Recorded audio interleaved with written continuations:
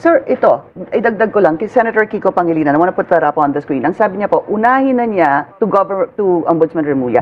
Unahin niya ilabas yung salin ni dating Ombudsman Martires mula nang umupo ito bilang Supreme Court Justice hanggang sa pagbaba nito sa pwesto bilang Ombudsman itong 2025. Baka sakaling magkaalaman na bakit tutol ito sa paglabas ng salin? Hindi ako tutol sa paglabas ng salin. Kasi hindi lang mga commit tutol eh. Nakalimutan ni Senator Pangilinan na siya sa Senado. At sila mismo sa Senado ay may sariling guidance na hindi mo pwede labas ang salin ng isang senador kung walang consent yung senador. Diba? Kailangan may consent bawat isa eh.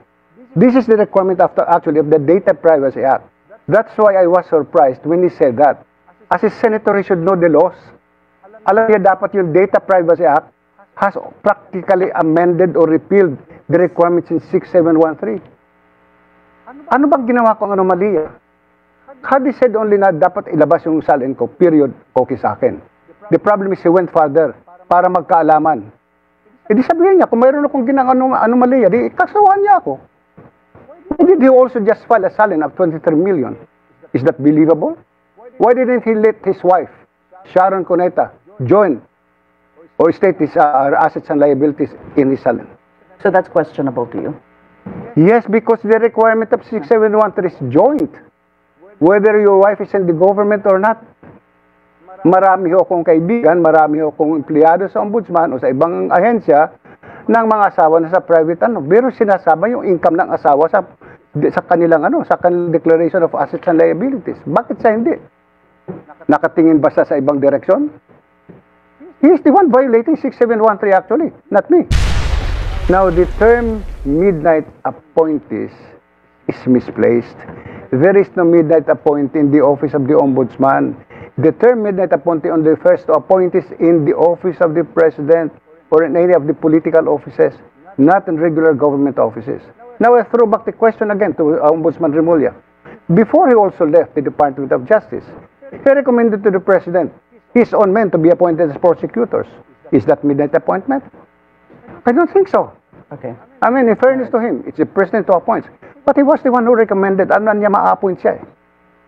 So, bakit ba yung gawain mo pwede sa'yo, ako hindi ako pwede? Yan ang lagi kong tanong eh.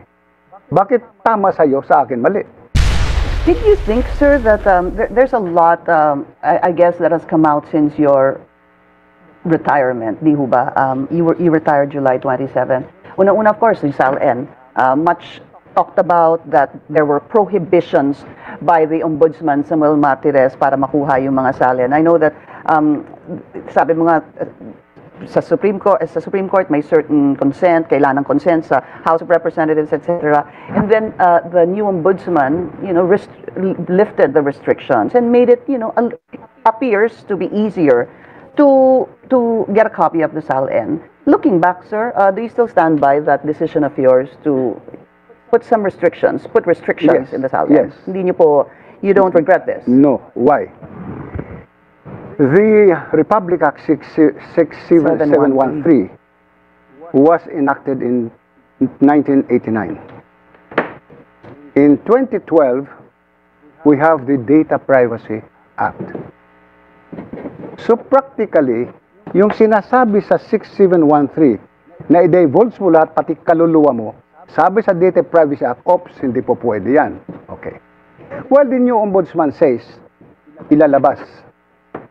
You're only limited to the salin of the President, the Vice President, the Members? Members of the constitutional offices like the Ombudsman, the Civil Service, the COA, the provincial governor, the mayors, yun, the councilors. Oo. Ngayon, last Saturday, the office of the President said no. It should only be released upon valid and justifiable reasons. And it should be redacted.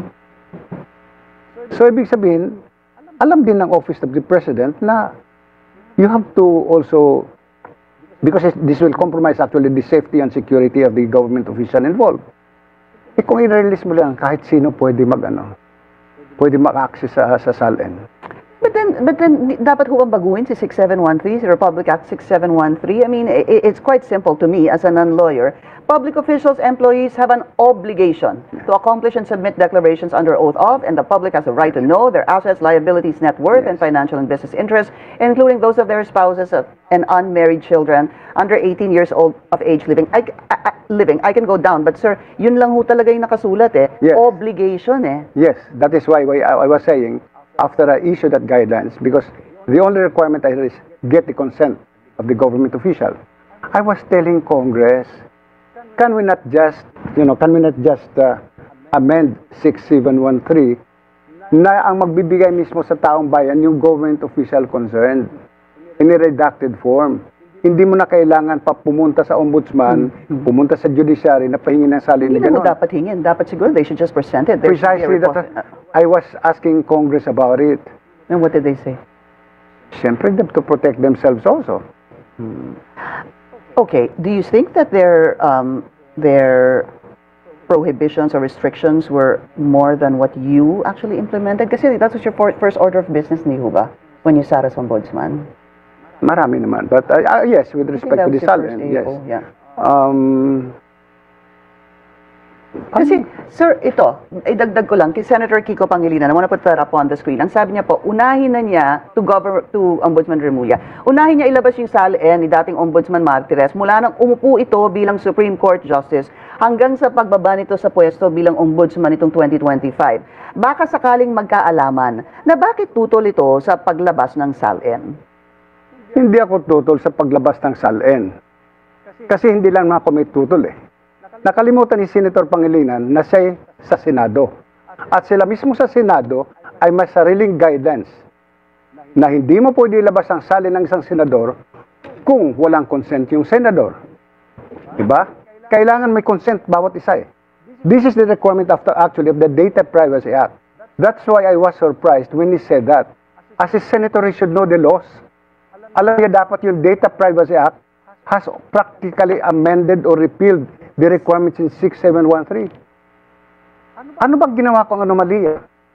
Had he said only na dapat ilabas yung SALN ko, period, okay sa akin. The problem is he went further para magkaalaman. E di sabihin niya, kung mayroon akong ginang anomalia, di kaksawan niya ako. Why did he also just file a SALN of 23 million? Is that believable? Why didn't he let his wife, Sharon Cuneta, join or state his assets and liabilities in his SALN? So that's questionable to you. Yes, because the requirement of 6713 is joint. Whether your wife is in the government or not. Marami ho akong kaibigan, marami ho akong empleyado sa ombudsman o sa ibang ahensya ng mga asawa na sa private pero sinasama yung income ng asawa sa kanilang sa kanilang declaration of assets and liabilities. Bakit siya hindi? Nakatingin ba siya sa ibang direksyon? He is the one violating 6713 actually, not me. Wala akong tinatago. Is your SALN readily available, Ombudsman? Or kailangan ho bang hingin ng consent ninyo para ibigay nyo? Or are you ready to just I can show forward I your can SALN? show it as long as you will promise that you will have it publicized. And it will be redacted with respect to the address and everything. Basta di sigurado. Sa Shopee Mall, guaranteed authentic. Sigurado sa Shopee Mall! Everything. You will promise that Consent ninyo para ibigay nyo? Or are you ready to just I can show forward I your can SALN? show it as long as you will promise that you will have it publicized. And it will be redacted with respect to the address and everything. I can account for all my money that I have, and the reason why I issued actually that guideline, that memorandum order number 1 is because I gave to the media my exit SALN sa Supreme Court and my entry SALN sa Ombudsman. Siyempre, nung ako'y mag-retire sa Supreme Court, wala pa ako natatanggap na pension. Pagpasok ko sa Ombudsman, natanggap ko na yung 5-year pension ko. So talagang tumaas yung SALN ko. Sabi ng Philippine Star, Ombudsman reacher by X amount in 5 months. Para bang nangurakot ako every month for an X amount. That's not good. So yan ang sinasabi ko, we need to be nice. You try to destroy a public official or employee. Would you be able to tell us how much you're worth, sir? What is your net worth? Now, I really don't know. I forgot. One question, sir. Siguro one more topic, no? There's been also this order for dalawa po what I'm reading, a total of 204 hires in the Office of the Ombudsman are being asked to apply. Otherwise, they will be considered midnight appointees. Ang sabi po ni Ombudsman Remulla, you don't want to be arriving in a place, then all the empty seats you expected for your companions were suddenly filled up. Diretsuhan ng tanong na po, kayo ho ba bago umalis sa Office of Ombudsman, ay nagpasok ho kayo talaga ng daan-daan, lagyan na natin sa 200 or 300 people to fill up these positions? This is what actually happened, okay? We were filling up vacancies. As we were always the subject of an audit observation memorandum by COA, na maraming bakante sa Ombudsman hindi namin finifilapan. So we started filling up vacancies slowly. Okay. Then, in 2023, I together with the months, para bang nangurakot ako every month for an X amount. That's not good. So yan ang sinasabi ko, we need to be punais. You try to destroy a public official or employee. Would you be able to tell us how much you're worth, sir? What is your net worth? Now, I really don't know. I forgot. One question, sir. Siguro one more topic, no?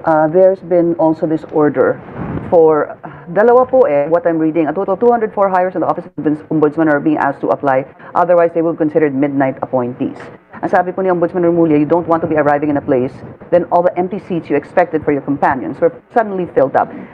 Diretsuhan ng tanong na po, kayo ho ba bago umalis sa Office of Ombudsman, ay nagpasok ho kayo talaga ng daan-daan, lagyan na natin sa 200 or 300 people to fill up these positions? This is what actually happened, okay?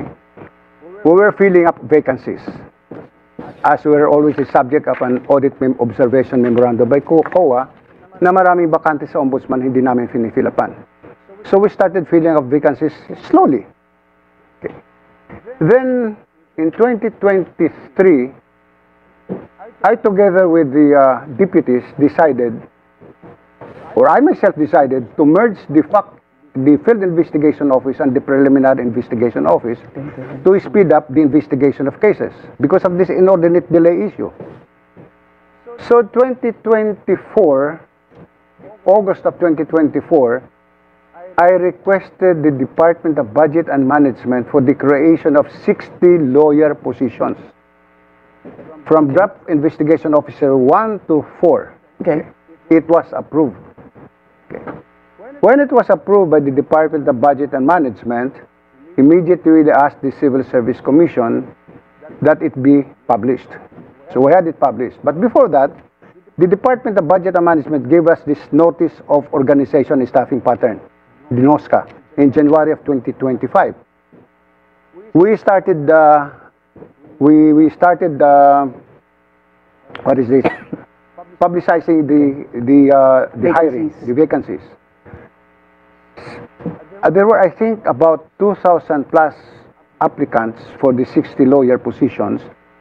So personnel has to go over each and every application if the documents are complete. Doon pa lang sa Draft Investigation Officer 1, there were about 300 applicants. So I asked the panel who were interviewing these applicants, I said, do not anymore conduct panel interview. Mag one-on-one na lang kayo para mabilis, okay? In short, naabutan ito lahat hanggang sa malapit ako magtapos. Dahil nag one-on-one? Dahil nag-one, natapos, naipirmahan ko ng July. All these appointments are approved by the Civil Service Commission. Now, the term midnight appointees is misplaced. There is no midnight appointee in the Office of the Ombudsman. The term midnight appointee only refers to appointees in the Office of the President or in any of the political offices, not in regular government offices. Now, I throw back the question again to Ombudsman Remulla. Before he also left the Department of Justice, he recommended to the President his own men to be appointed as prosecutors. Is that midnight appointment? I don't think so. Okay. I mean, in fairness to him, it's the President who appoints. But he was the one who recommended. Alam na niya ma-appoint siya eh. So, bakit ba yung gawain mo pwede sa'yo, ako hindi ako pwede? Yan ang lagi kong tanong eh. Bakit tama sa'yo, sa akin mali? All right. Ombudsman, unfortunately, naubos na po yung ating oras. We've run out of time. I wish